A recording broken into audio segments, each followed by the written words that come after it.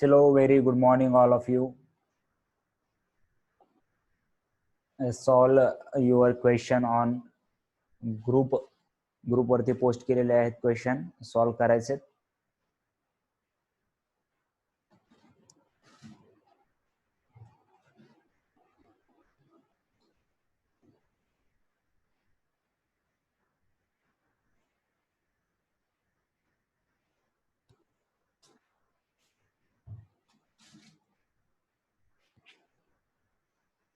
Right. Okay sir sir sir sir current electricity असे आम्ही मोठी हेडिंग टाकलंय असं एकदम आणि मस्त पैकी. आता आपल्याला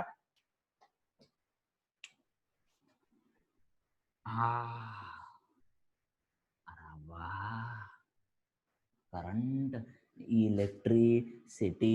आता यामध्ये बऱ्याचशा गोष्टी सुरुवातीला तुम्हाला माहिती असलेल्याच असतील, जसं की करंट. करंट म्हणजे काय सांगू शकता का रे तुम्ही? सर्वजण माहिती आहे का? जसं माहिती आहे तसं, ज्या शब्दात माहिती आहे तसं काहीही सांगू शकता. काहीही म्हणजे आपल्या लिमिट मध्येच आहे का नाही? Current current current current rate of flow of charge. Right, एकदम accurate definition. Rate of flow of charge. Right.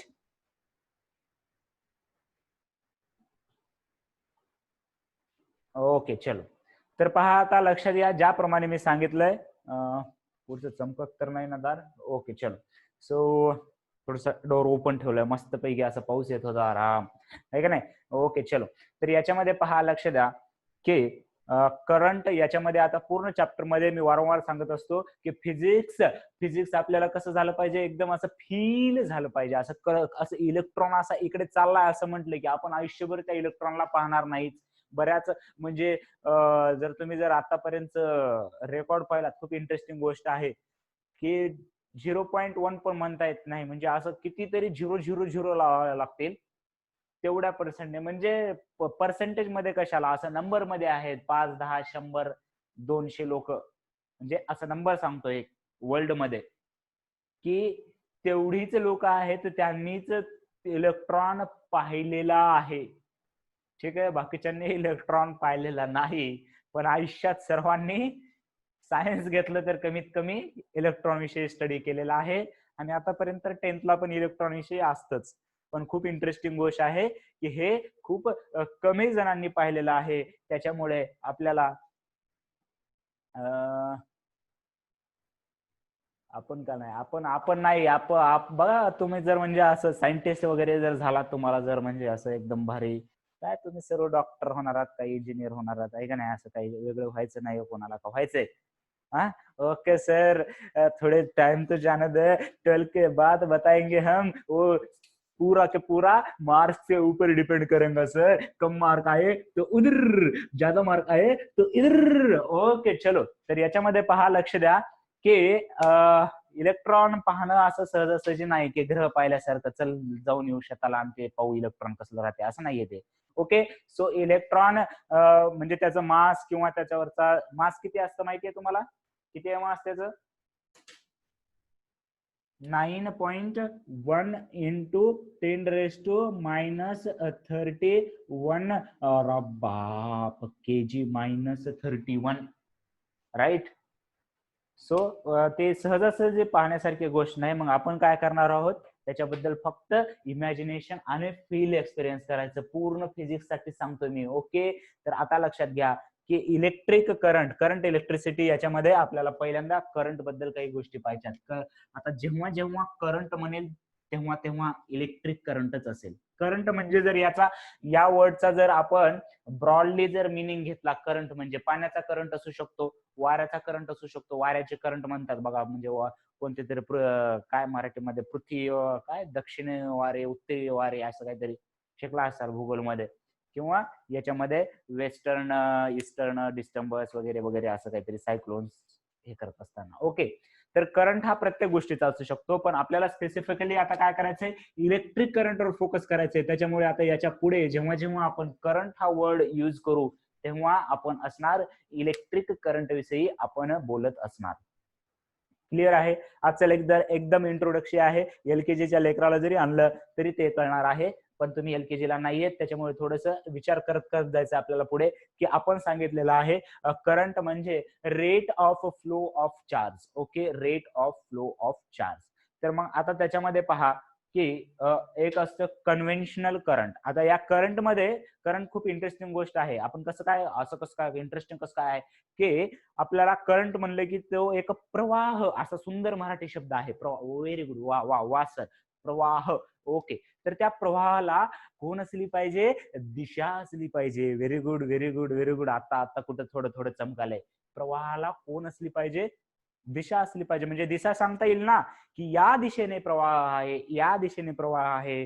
तर मग प्रवाहाला काय असली पाहिजे, दिशा असली पाहिजे. आणि आपण तर आता वेक्टर चॅप्टर सुरू झालाय, त्याच्यामुळे आपण पाठ करून ठेवलंय, ज्याला दिशा असते त्याला वेक्टर म्हणायचं, ज्याला दिशा नसते त्याला स्केलार म्हणायचं. असं झालंय का? वेक्टर मध्ये इथपर्यंत आलात का? पटेल सरचे लेक्चर सुरू आहेत, राईट? चला रिप्लाय करा. झोपले झोपले सर्व? नाही झोपले, नाही झोपले, नाही झोपले. ओके, आहेत आहेत आहेत, सर्वजण आहेत आहेत आहेत. ओके चलो. सो पहा, लक्ष द्या की करंट म्हणल्यानंतर फ्लो आहे कोणत्या तरी गोष्टीचा. आपण इलेक्ट्रिक करंट बोलतोय म्हणजे फ्लो ऑफ चार्ज घेणार आहोत.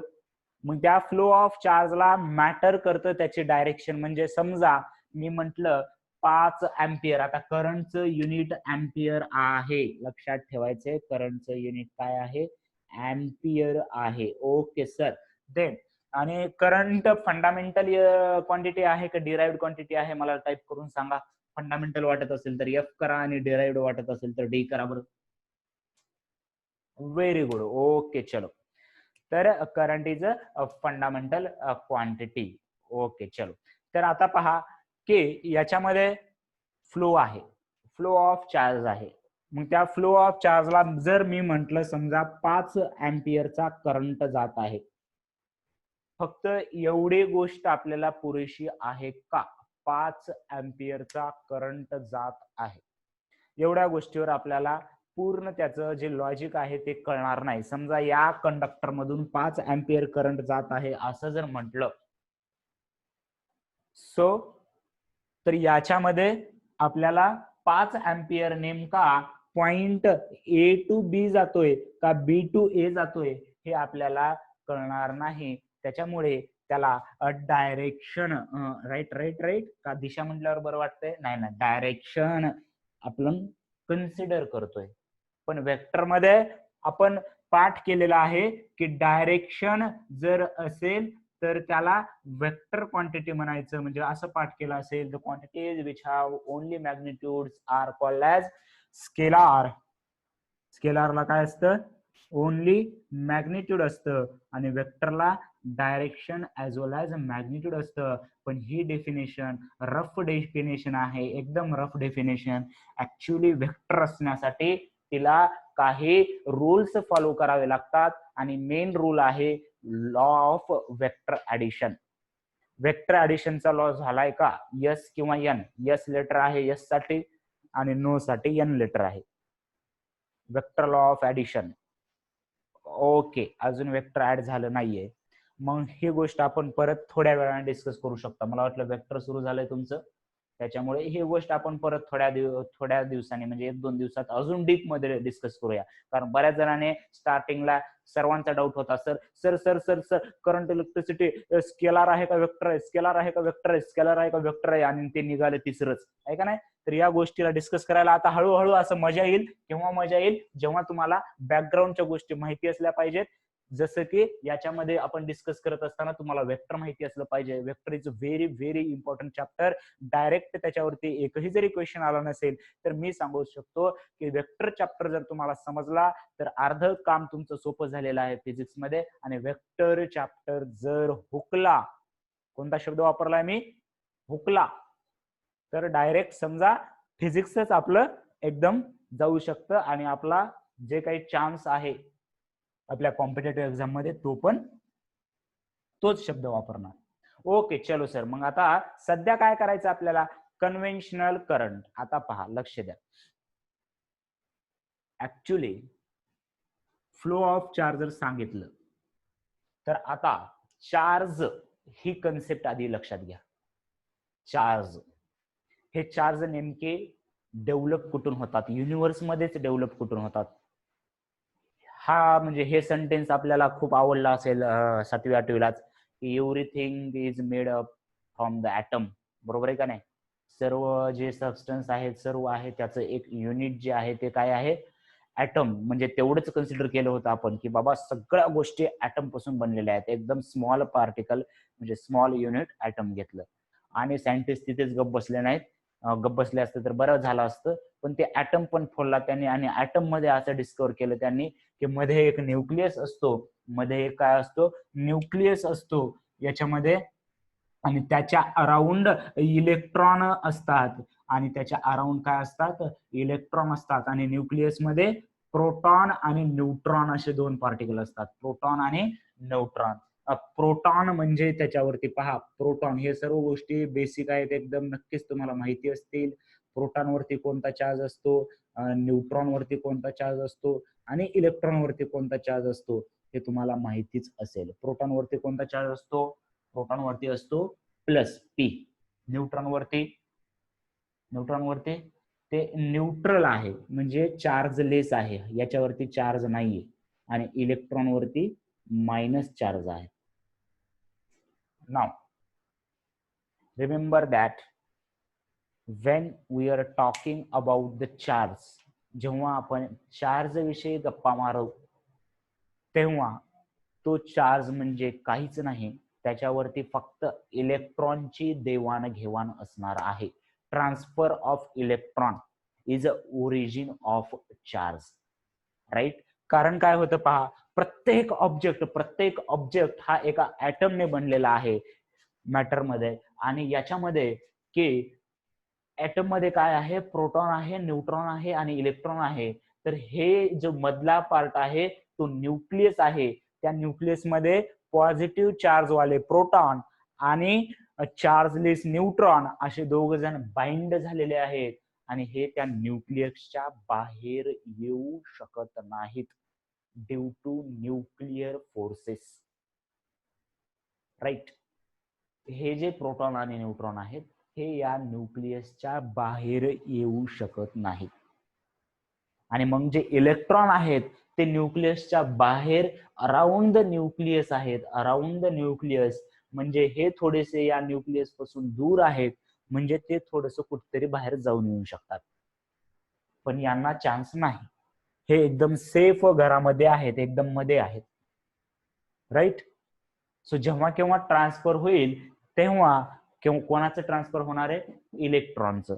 मग सर असं कसं? इलेक्ट्रॉन तर निगेटिव्ह चार्ज आहे, मग पॉझिटिव्ह चार्ज आणायचा कुठून? सिम्पली समजून घ्यायचे तुम्ही.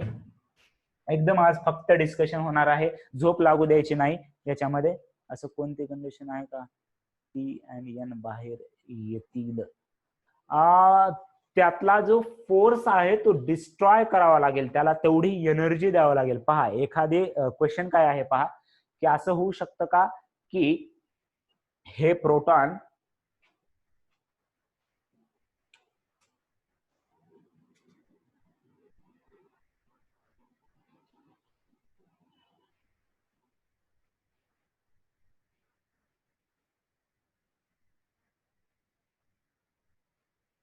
लक्षात घ्या,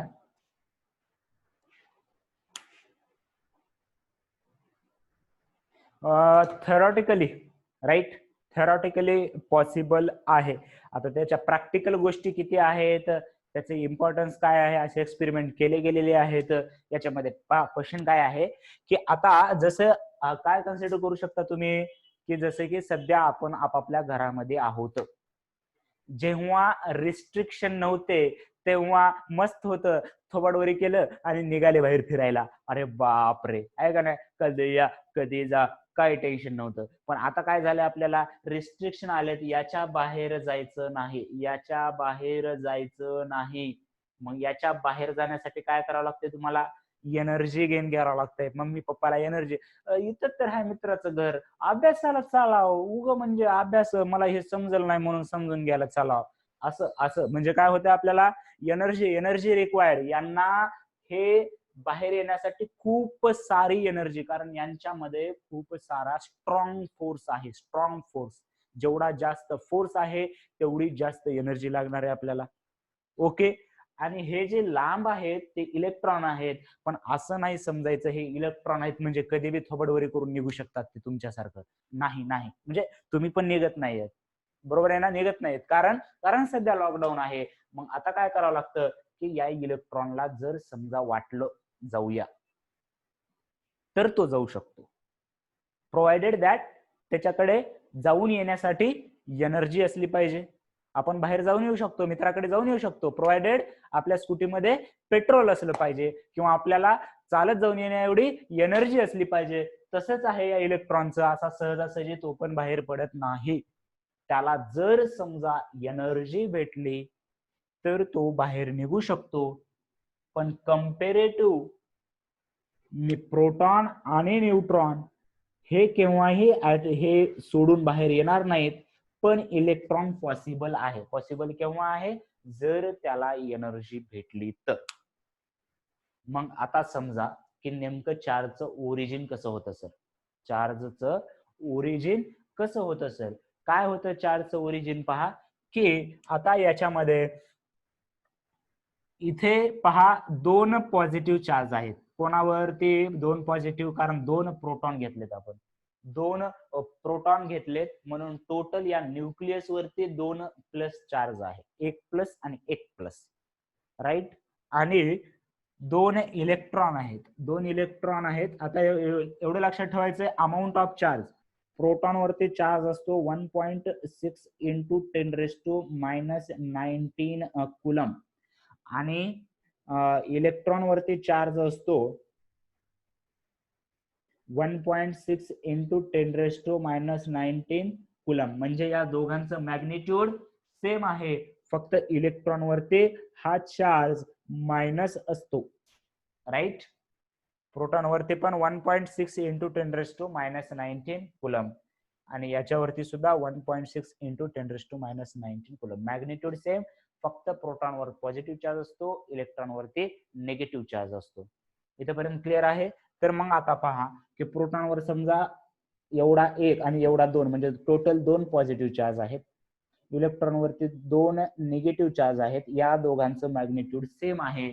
therefore the total charge on this atom or this particle काय जे असेल ते दोन प्लस आणि दोन इलेक्ट्रॉन, म्हणजे टोटल चार्ज काय होणार? झिरो होणार. टोटल चार्ज काय होणार? झिरो होणार. मग आता समजा यामध्ये नेमकं चार्ज डेव्हलप कसे होतात? When transfer of electron. तर मग इलेक्ट्रॉन कसा ट्रान्सफर? समजा याच्याकडे एनर्जी भेटलीच बाबा, कुठून तरी भेटलं त्याला की बाबा जाऊन येऊया, इथंच तर जवळ तर आहे, एवढं काय लॉकडाऊनचं, आपल्याकडे केसेस वाढना झाल्यात, मग जाऊन येतो की मी, अभ्यास तर करायला चाललोय, असं म्हणून इलेक्ट्रॉन निघून आला. आणि निघून येऊन समजा आता इथे हा जो ऍटम बसला होता त्याच्यावरती समजा दोन पॉझिटिव्ह आहेत, दोन न्यूट्रॉन आहेत आणि त्याचे दोन इलेक्ट्रॉन होते. पण आता हा जो पाहुणा आलेला आहे इथे, तो इथे येणार आहे, right. Before transfer of this electron, हा इलेक्ट्रॉन येण्याच्या आधी सुद्धा मला सांगा या मॉलिक्यूल वरती किंवा या ऍटम वरती नेट चार्ज किती आहे? आता हे केमिस्ट्री मध्ये पण तुम्हाला झालं असेल एकदम डीप, फक्त आपल्याला अडचण नको म्हणून एकदम मी थोडस बेसिक पासून चाललोय, ठीक आहे. आणि बेसिक एकदा पक्क झाले की पुढे असं आपल्याला असं जाता येतं, असं, राईट. सो याच्यावरती नेट चार्ज किती आहे? झिरो आहे. Before transfer of electron. सर्वजण जागे राहायचे, झोपायचं बिलकुल कोणीही नाही, राईट. किती स्टुडंट आलेले आहेत? 19-20 स्टुडंट आहेत. तर 20 स्टुडंट क्वेश्चन विचारला की 20 स्टुडंटचा रिस्पॉन्स आला पाहिजे. मी असे काही रॉकेट सायन्स वाले क्वेश्चन अजूनही विचारत नाहीये, एकदम बेसिक कॉमन सेन्स आहे की इथं दोन पॉझिटिव्ह चार्ज, दोन negative charge, therefore total charge on this atom will be zero, right. Now this electron is transferred from atom 1 to atom 2, म्हणजे इथे इलेक्ट्रॉनची संख्या झाली 3, इथे इलेक्ट्रॉनची संख्या झाली 3 आणि प्रोटॉनची संख्या झाली 2. तर इथे काहीतरी अनबॅलन्स झालंय आणि इथं पण अनबॅलन्स झालंय. इथं काय अनबॅलन्स झालंय की याच्यामध्ये 2 प्रोटॉन आहेत आता, म्हणजे 2 प्लस चार्ज आहे आणि इलेक्ट्रॉन एकच राहिला म्हणजे एक मायनस चार्ज आहे. सो नेट चार्ज किती असणार, 1 प्लस असणार आणि याच्यावरती एक मायनस नेट चार्ज असणार. लक्षात आलं का? पहा बरं, इथपर्यंत क्लिअर आहे का? डाऊट वाटायला, असं काहीतरी वेगळं वाटायलंय? कारण सध्या इलेक्ट्रॉनशी आपण फॅमिलियर होणं खूप गरजेचं आहे. सेकंड पार्ट, चलो very good, okay okay right okay. तर आता पहा की थोडस मला पार्ट सेकंड विषयी थोडस सांगू द्या की करंट इलेक्ट्रिसिटी, त्याच्यानंतर इलेक्ट्रोस्टॅटिक्स, त्याच्यानंतर magnetic effect of electric current, त्याच्यानंतर मॅग्नेटिझम, त्याच्यानंतर इलेक्ट्रोमॅग्नेटिक इंडक्शन. काय सांगतोय मी? हे चॅप्टरची नावं सांगतोय टोटल. आता पहा, आपल्याला बोर्डानुसार पार्ट 1 आणि पार्ट 2 मध्ये, पार्ट 1 मेकॅनिकल आहे आणि पार्ट 2 हा इलेक्ट्रो मॅग्नेटिक आहे. पण एनसीआरटी नुसार इलेक्ट्रोमॅग्नेट हा 12च्या सिलेबसला आहे आणि हे पूर्ण चॅप्टर आपल्या बोर्डात 11th आणि 12th हे कंबाईन करून 12चा पोर्शन तयार झालेला आहे, सिलेबस तयार झालेला आहे एनसीआरटीचा. म्हणजे तुम्ही जर एनसीआरटी फाईन करायला गेलात करंट इलेक्ट्रिसिटी, तर ते 12वीच्या एनसीआरटी मध्ये भेटेल तुम्हाला फिजिक्सच्या. राईट, आपल्याला फिजिक्स साठी काही एनसीआरटी गरज नाहीये. पण remember that in part 2 electrostatics, current electricity, magnetic effect of electric current, then magnetism and EMI will be constitute around the 30% of your paper in part 2, right? And these chapter are based on one another. याच्यासाठी तुम्हाला सर्व आधी हे दोन तर खूप important chapter आहेत आणि हे दोन एकदम कडक झाले की हे मग असे लिंबू टिंबू चॅप्टर आहेत तुमच्यासाठी. प्रोव्हाइडेड दॅट हे दोन मध्ये तुम्ही डोकं फोडून घेतलं पाहिजे, म्हणजे डोकं फोडून नाही घ्यायचं, पुस्तक फोडून टाकायचं. ओके, सो लक्षात घ्या की याच्यामध्ये बरेच वेटेज आहे. पार्ट 2 मध्ये एवढंच आहे. हा झाला इलेक्ट्रोमॅग्नेटिक पार्ट आणि त्याच्यानंतर एक इम्पॉर्टंट चॅप्टर म्हणजे सेमी कंडक्टर आहे. म्हणजे काय सांगताय सर, असं काय आम्हाला डायरेक्ट शिकवा ना, व एक अंदाज की आपल्याला राहावं की बाबा असं असं असतंय काहीतरी. हा एक जास्त हाय वेटेज वाला चॅप्टर आहे याच्यामध्ये आणि मी याच्यामधून पार्ट 2 चा जो आहे तो 30% पेपर याच्यामधून तयार होतो. Right, okay. सो लक्षात असू द्या फक्त बॅकग्राऊंडला importance of this chapter. So we will continue our discussion. Right, आता काय झालेलं आहे की पहा, इथपर्यंत क्लिअर होतं. या ऍटम वरती एक पॉझिटिव्ह तयार झाला नेट आणि याच्यावरती एक निगेटिव्ह तयार झाला आणि अशा प्रकारे चार्ज तयार होतात. चार्ज म्हणजे इथे फक्त इलेक्ट्रॉनचे ऍडिशन किंवा सबट्रॅक्शन असते. जिथून इलेक्ट्रॉन जातो तिथे प्लस तयार होतो, जिथे इलेक्ट्रॉन जातो तिथे मायनस तयार होतो.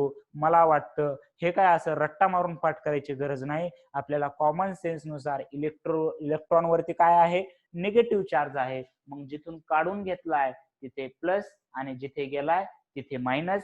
किंवा तुम्ही असं लक्षात ठेवू शकता, म्हणजे तुमच्या केमिस्ट्रीच्या भाषेत असं लक्षात ठेवत असाल की देणारा पॉझिटिव्ह घेणारा निगेटिव्ह, असं काहीतरी बरंच लक्षात ठेवला असाल. ओके, सो ही कन्सेप्ट क्लिअर आहे की चार्ज कुठून डेव्हलप होत आहेत. Actually this is a transfer of electron. Transfer of electron इथपर्यंत क्लिअर आहे? इथपर्यंत क्लिअर आहे का? Just a minute.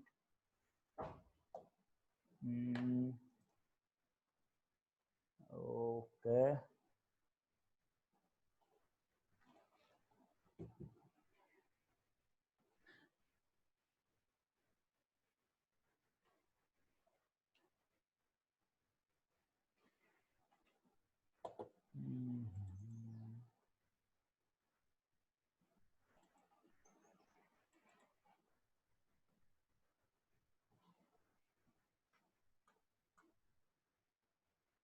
Okay, then आता हे जर क्लिअर असेल तर we will start electric current. याच्यामध्ये पहा आता की जो कन्व्हेन्शनल करंट, हेडिंग टाका कन्व्हेन्शनल करंट.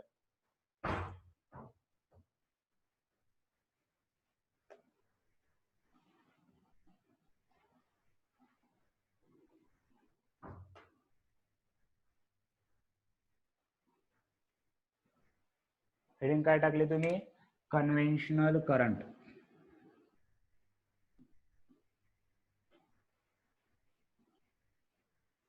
आता लक्षात घ्यायचंय कन्व्हेन्शनल करंट म्हणजे काय. याच्यामध्ये आता आपल्याला इलेक्ट्रिक करंट म्हणजे सर्किट असलं पाहिजे.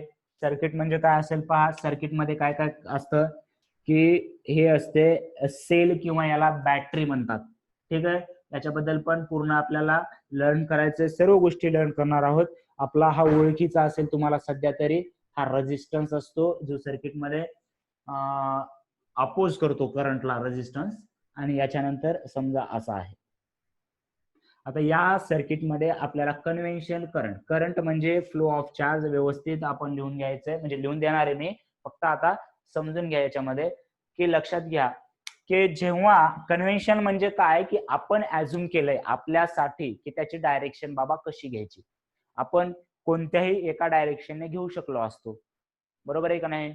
तर मग आपल्या मनावर होतं की डायरेक्शन कशी घ्यायची, पण त्यांनी आता आपल्या मनावर ठेवलं नाही. कारण कोणाला असं वाटतंय सर इकडं मला आवडतंय, माझं म्हणजे इकडची जरा चांगली डायरेक्शन राहते, शुभ राहते, इकडं जरा असं असते, असं करताल तुम्ही. म्हणून काय केलं की तिथे एक स्टँडर्ड आपण एक करंटची डायरेक्शन घ्यायचं ठरवलं, की एक स्टँडर्ड म्हणजे सर्वजण तीच डायरेक्शन घेणार, बरोबर आहे. आणि स्टँडर्डनेस हे खूप इम्पॉर्टंट आहे फिजिक्स मध्ये किंवा कोणत्याही सायन्स याच्यामध्ये. कारण खूप सारे एक्सपेरिमेंट होतील त्याच्यात. मग एकानं जर इकडं घेऊन डायरेक्शन केलं एक्सपेरिमेंट, दुसऱ्यानं इकडे घेऊन केलं, त्याचे रिझल्ट वेगळे येणार, ह्याचे रिझल्ट वेगळे येणार. So standardness is a very important. त्याच्यासाठीच आपण फर्स्ट चॅप्टर लर्न केला की तिथे युनिट का डिफाईन केलेत आपण, की सर्वांचं मेजरमेंट जे आहे ते एका स्टँडर्ड मध्ये येण्यासाठी. मग कन्व्हेन्शनल करंट मध्ये काय आहे, कन्व्हेन्शनल करंट मध्ये काय आहे, आपण कन्व्हेन्शनल करंटची डायरेक्शन कशी घ्यायचंय. It flows from a positive terminal to negative terminal of the battery, battery और सेल. आता याच्यामध्ये पॉझिटिव्ह कोण असते सर, निगेटिव्ह कोण असते. पॉझिटिव्ह हे मोठी जी प्लेट असते ती पॉझिटिव्ह असते आणि छोटी जी प्लेट असते ही निगेटिव्ह असते. आतापर्यंत एवढंच लक्षात ठेवायचं याच्यामध्ये. याला आपण सेपरेट काढून पाहू, बरोबर आहे. So direction of conventional current is from positive terminal of negative terminal. म्हणजे सर अशी आहे का, नाही नाही नाही नाही. Positive terminal to negative terminal from outside of the battery, right. आपण सर्किट मध्ये डायरेक्शन सांगतोय. सर्किट मध्ये positive terminal to negative terminal in circuit and it should be from outside the battery, outside. म्हणजे current असा गेला पाहिजे, positive terminal to negative terminal, right. आणि हे लक्षात ठेवायचंय, हे पॉझिटिव्ह टर्मिनल म्हणजे याचा अर्थ होतो हायर पोटेन्शियल. आता हळूहळू एक एक गोष्ट सर्व तुम्हाला माहिती होत जातील. आत्ताच लगेच हे पोटेन्शियल कुठून आलं सर्व व्यवस्थित एक्सप्लेन केलं जाईल. आत्ताच असं लगेचच विचार करायचा नाही पूर्ण याचा. Lower potential. सध्या काय शिकलो आपण की कन्व्हेन्शनल करंटची डायरेक्शन आता कशी घ्यायची. कन्व्हेन्शनल करंट त्याला आपण डायरेक्शन घेतली त्याची from positive terminal to negative terminal in outside of battery. Positive terminal म्हणजे बॅटरीचं जे सिम्बॉल आहे ते असं वापरलं जातं. त्याच्यामध्ये जो मोठी प्लेट आहे त्याला पॉझिटिव्ह टर्मिनल आणि छोटी म्हणजे निगेटिव्ह किंवा ही असते हायर पोटेन्शियल आणि ही असते lower potential. So we can also say that current flows from higher potential to lower potential. Current flows from higher potential to lower potential. And if I draw this is suppose a point A, this is a point B, and this is a 5 volt and this is a 20 volt. What is the direction of conventional current?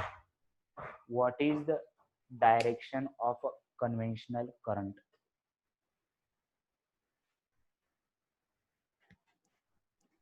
अरे comment का दिसून येत नाही.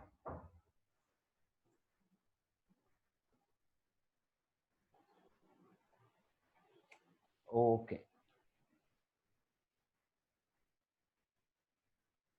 right, B to A, because B is a higher potential and A is a lower potential, so current should be flow from point B to point A, right? So write down now about the current बद्दल लिहून घ्यायचं आपल्याला. काय लिहून घ्यायचंय current बद्दल सुरुवातीला?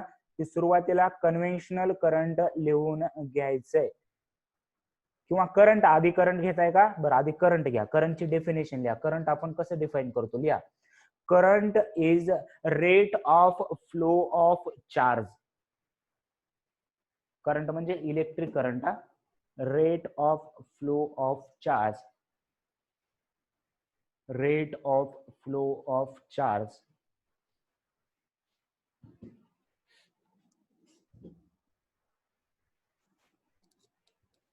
Current is a rate of flow of charge.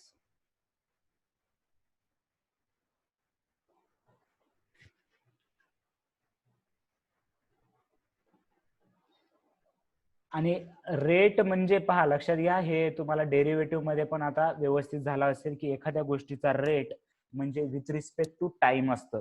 म्हणजे जर करंटची जर डेफिनेशन केली मी की rate of flow of charge, so we can write I is equal to D Q upon D T. It is formula in derivative. हा derivative formula आहे. आणि तुम्ही असं पण लिहू शकता I is equal to Q by T. आणि याला डेफिनेशन मध्ये असं पण लिहिलं जातं, current is total charge, amount of charge per unit time. Total amount of charge flows per unit time. हे दोन्ही एकच आहे. हा डेरिव्हेटिव्ह मध्ये फॉर्म्युला आहे D Q by D T. आणि हा आहे तो याच्यामध्ये टोटल साठी total charge upon total time. हे येणार करंटचं इक्वेशन, राईट. ॲव्हरेज करंट पण म्हणतात याला. हे जो डेरिव्हेटिव्ह आहे त्याला इन्स्टंटेनियस करंट असं पण म्हटलं जातं. हे इन्स्टंटेनियस. इन्स्टंटेनियस म्हणजे ऍट दॅट इन्स्टंट, त्या टाइमला. आणि हे जे आहे ते आय ॲव्हरेज म्हणजे टोटल. समजा 12 वाजल्यापासून 1 वाजे, 12 का वाजलेली असतील सरनं, सकाळी 8 वाजवायचे, 9 वाजायचे, डायरेक्ट 12 वाजले, आहे का नाही सर? 12 वाजल्यापासून 1 वाजेपर्यंत समजा चार्ज फ्लो होत असा, तर जर आपण 12 ते 1 मधला टोटल चार्ज घेतला आणि टोटल टाइम म्हणजे 1 तास घेतला, तर 12 ते 1 मधला हा ॲव्हरेज करंट निघेल. पण तुम्हाला जर फक्त 12:30 वाजता काय चालू होतं ते पाहायचं होतं, तर त्याच्यासाठी हा formula D Q by D T, that is a derivative. आणि म्हणून त्याला ऍट दॅट इन्स्टंट म्हणतात. हा इन्स्टंटेनियस करंट आहे, हा ॲव्हरेज करंट आहे. डेफिनेशन लिहून घेतली. It is a rate of flow of charge. Then I is equal to लिहा D Q by D T. Also I average is equal to capital Q upon T. अरे 2 minute, ठीक आहे, एवढं लिहून घ्या. मी त्याला बंद करतो.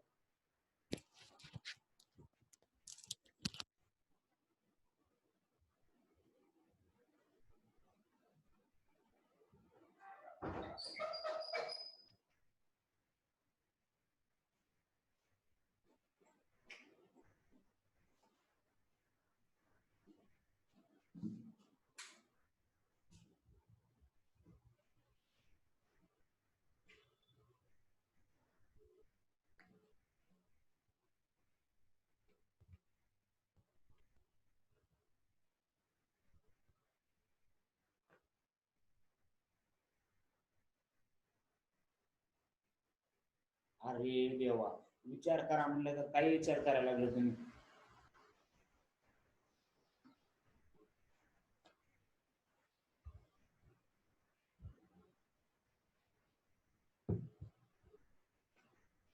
ठीक आहे, ठीक आहे, नाईस थॉट. बट ओके, मी एक्सप्लेन करतो. आधी हे लिहून घ्या, I is equal to D Q by D T. I average is equal to Q by T. त्याच्यानंतर युनिट लिहून घ्या, अँपियर. युनिट लिहून घ्यायचंय अँपियर.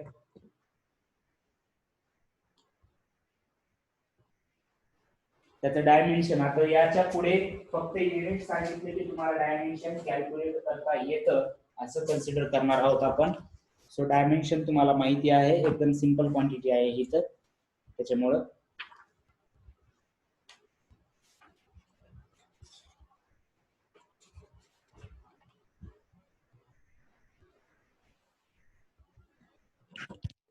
SI युनिट एम्पियर, तिथेच लिहा. CGS युनिट लिहून घ्या करंटचं.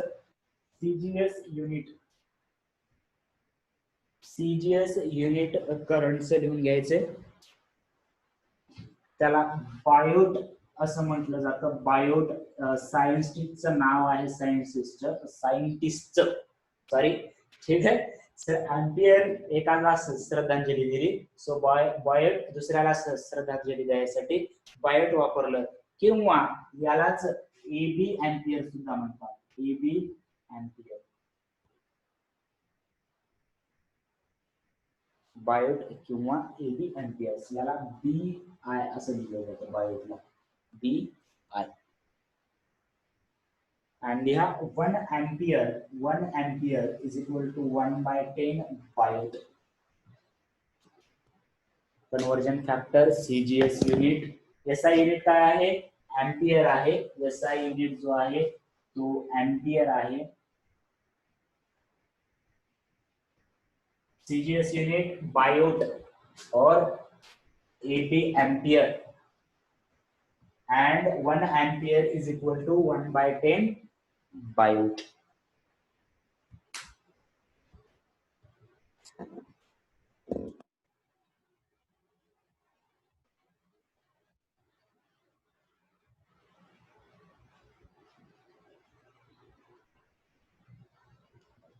Now heading द्या कन्व्हेन्शनल करंट. कन्व्हेन्शनल करंट म्हणजे त्याची आपण जी सर्किट मध्ये आता डायरेक्शन वगैरे वापरणार आहोत, सर्व जो करंट वापरणार आहोत तो कन्व्हेन्शनल करंट आहे आपला सर्वांचा. ठीक आहे. Conventional current. कन्व्हेन्शनल करंट मध्ये लिहून घ्या. कन्व्हेन्शनल करंट मध्ये लिहून घ्यायचे, it flows from a positive terminal to negative terminal. लिहा, it flows from positive terminal to negative terminal in a circuit. It flows from positive terminal to negative terminal in a circuit. आणि bracket मध्ये outside battery असं पण लिहू शकता. तुम्हाला confusion नको व्हायला की इथं तर जायला पाहिजे की असं वाटू शकतं. स्मॉल डाऊट आहे, सुरुवातीला वाटू शकतं. ठीक आहे. सो पॉझिटिव्ह टू निगेटिव्ह तर डायरेक्ट नाही जाणार, हे बॅटरीच्या मध्ये झालं. बॅटरी पॉझिटिव्ह टू निगेटिव्ह कसा जातो? बॅटरीच्या बाहेरून जातो. राईट. हे सर्किट काढून घेऊ शकता. ही आहे करंटची डायरेक्शन, इथे दाखवलेली जी आहे ती आहे आपली करंटची डायरेक्शन. काढून घ्या, डायग्राम काढून घ्या. छोटे छोटे डायग्राम नुसार आपल्याला व्यवस्थित लक्षात येईल.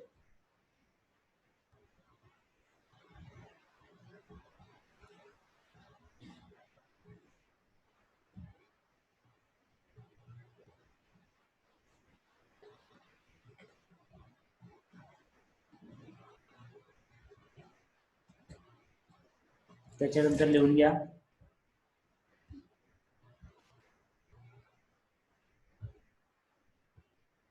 काय आहे? EMU. हा, याला EMU पण म्हटलं जातं सीजीएस मध्ये. बायोट, एबी एम्पियर, त्याच्यानंतर याला EMU असं सुद्धा म्हटलं जातं सीजीएस युनिट मध्ये. EMU, right. सो डायग्राम काढून घेतली. त्याच्यानंतर नेक्स्ट पॉइंट लिहा. त्याच्यानंतर नेक्स्ट पॉइंट लिहायचं.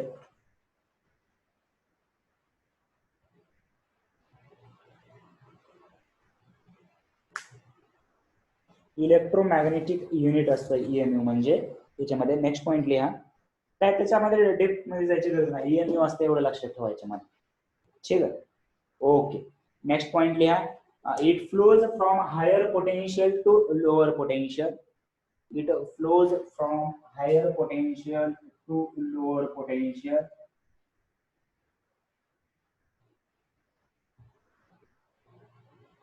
It flows from higher potential to lower potential. Diagram काढून घ्या वाटलं तर सिंपल.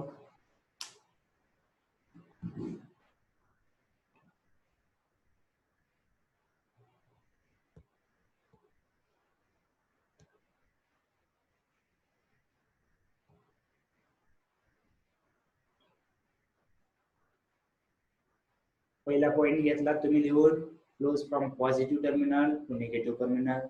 त्याच्यानंतर दुसरा पॉइंट लिहून घेतला, from higher potential to lower potential. Right, 2 point झाले. त्याच्यानंतर तिसरा पॉइंट लिहा, current is in same direction of, current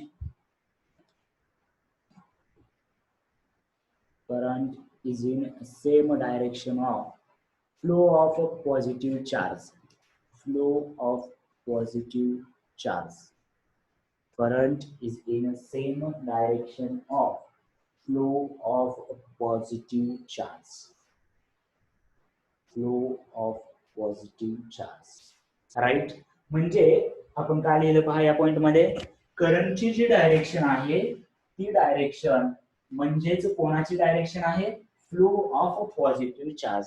म्हणजे फॉर एक्झाम्पल जर पॉझिटिव्ह चार्ज समजा असं जात असेल इकडे, तर करंटची डायरेक्शन सुद्धा हेच असेल, हे आहे पॉझिटिव्ह चार्ज. समजा पॉझिटिव्ह चार्ज इकडून इकडे चाललाय तर करंटचे डायरेक्शन सुद्धा आपण या पॉइंट पासून या पॉइंट कडे घेणार. ठीक आहे.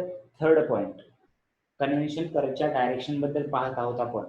सर्किट मध्ये कसं घ्यायचं आहे, positive terminal to negative terminal. 2 point मध्ये कसं डिसाइड करायचं, higher potential to lower potential.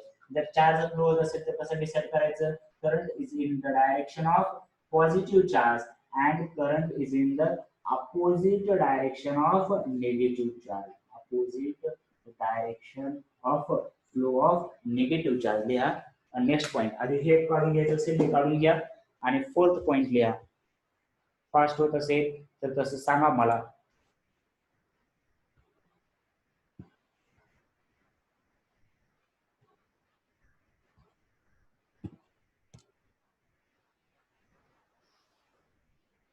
Fourth point लिहायचं आहे, फोर्थ पॉइंट लिहायचं आहे.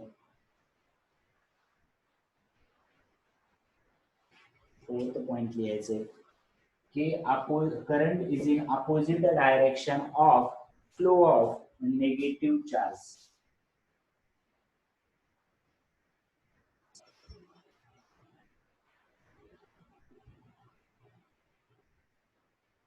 तर निगेटिव्ह चार्ज समजा इकडे चाललाय, तर मला करंटची डायरेक्शन काय असणार सांगा या बोर्डाकडे. जर असं तुम्ही पाहत असाल तर राईट डायरेक्शनला असेल का लेफ्ट डायरेक्शनला, आर किंवा L.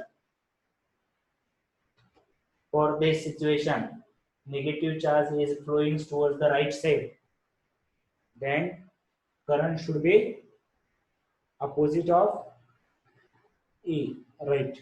So opposite of negative charge म्हणजे या डायरेक्शनला. करंटची डायरेक्शन लेफ्ट साइड असली पाहिजे, करंटची डायरेक्शन लेफ्ट साइड असली पाहिजे. राईट. So okay. तर आता निगेटिव्ह चार्ज म्हणजेच काय असतं, निगेटिव्ह चार्जचा फ्लो म्हणजेच तुम्ही कन्सिडर करू शकता इलेक्ट्रॉनचा फ्लो. निगेटिव्ह चार्ज इकडून इकडे चाललाय म्हणजे कोण चाललाय, इलेक्ट्रॉन चाललाय. म्हणजे करंटची direction is opposite of flow of electron. Electron इकडून इकडे गेला तर तो इकडून इकडे. आता हे लक्षात आलं पाहिजे, निगेटिव्ह चार्ज म्हणजे इलेक्ट्रॉन आणि पॉझिटिव्ह चार्ज म्हणजे प्रोटॉन असेल का. पॉझिटिव्ह चार्ज म्हणजे फ्लो ऑफ प्रोटॉन असतं का, कसं असणार, पॉझिटिव्ह चार्ज म्हणजे फ्लो ऑफ प्रोटॉन असणार का.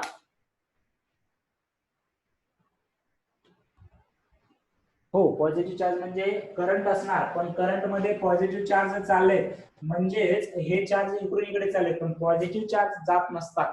पहा, लक्ष द्या, मी ज्या पद्धतीने सांगितलं होतं तुम्हाला की इथे लक्ष द्या. आता पहा की हे पॉझिटिव्ह टर्मिनल आहे, हे निगेटिव्ह टर्मिनल आहे. तर करंट या डायरेक्शनला चाललाय म्हणजे याचा अर्थ या डायरेक्शनला पॉझिटिव्ह चार्ज चाललाय, किंवा याच्या उलट या डायरेक्शनला निगेटिव्ह चार्ज येत आहे, असं पण असू शकतं.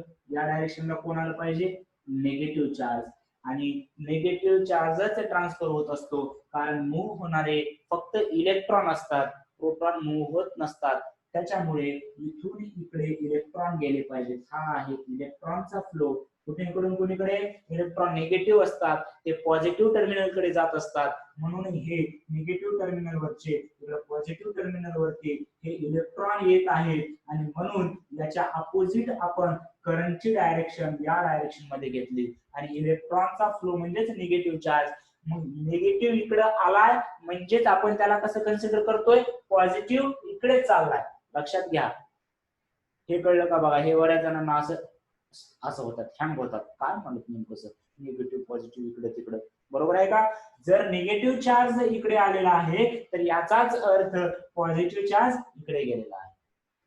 ज्या पद्धतीने मी सांगितलं होतं, दोन मॉलिक्यूल काढले होते, ऍटम ए आणि ऍटम बी, याच्यावरचा जर इलेक्ट्रॉन इकडे गेला तर इथे निगेटिव्ह चार्ज आला असं म्हणू शकता, किंवा इथे पॉझिटिव्ह चार्ज डेव्हलप झाला होता म्हणून असं म्हणू शकता की इलेक्ट्रॉन इकडे आला म्हणजे इकडे निगेटिव्ह चार्ज आला, किंवा तुम्ही असं कन्सिडर करू शकता इकडे पॉझिटिव्ह चार्ज आला. दोन्ही गोष्टी सेम आहेत, दोन्ही गोष्टी सेम आहेत. चमकलं का, यस आणि नो मध्ये आन्सर पाहिजे. चमकलं का, चमकलं का, चमक्या सर, चमक्या. ओके, सो याच्यामध्ये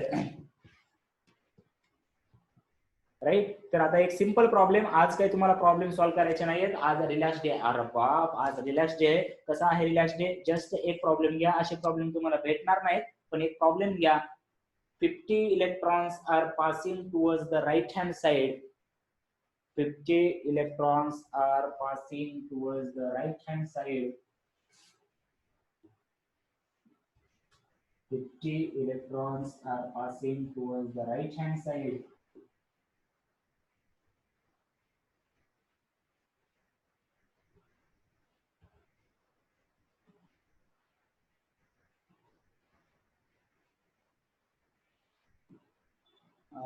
Within a 5 second, within a 5 second, then find out the current and its direction. 50 electrons are passing towards the right hand side within 5 seconds. Then find out the